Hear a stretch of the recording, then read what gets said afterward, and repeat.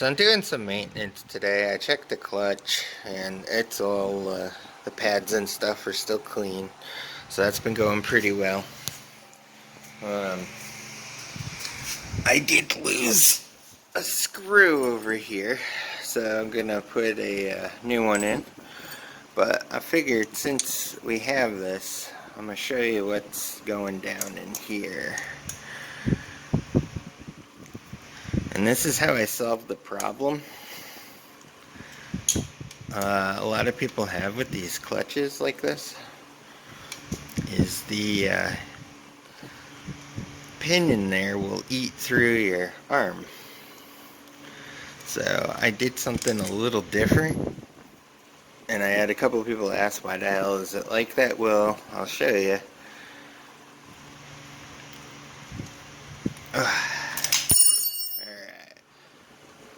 here is the pin.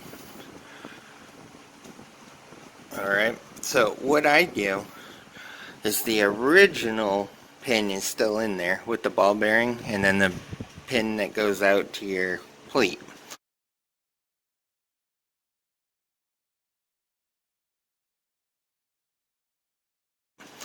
And what I do is I put this between the stock pin and the clutch arm.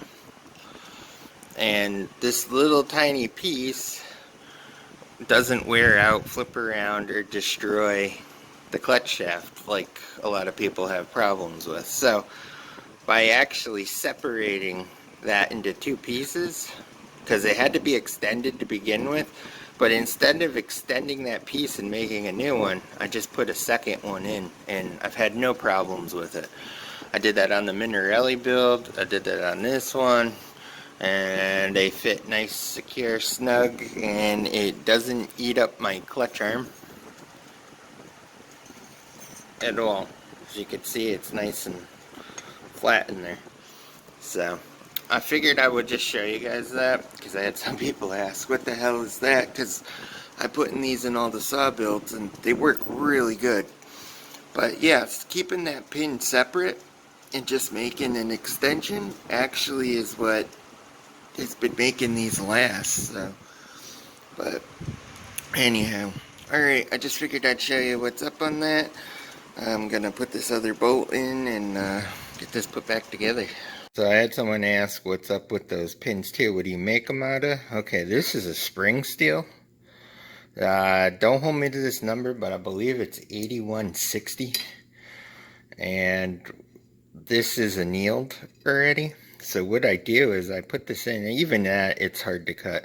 So I use a cutoff saw, and I cut these to length, and then what I'll do is I'll grind them with a flap disc on the end to make them nice, and then we do the whole hardening process. I'll do like 5 or 6 at a time, dip them, and then put them away. But yeah, this is the stuff. I believe it's 8160 or something like that, or 8150. I don't remember. But it is a spring steel, and it's a tool steel. And if you harden this, I mean, I can write my name in stainless steel with the edge of it. So anyways, just so you have an idea what it is I'm using to make them. But yeah, doing the two pins separate, big difference between making one big one. So alright.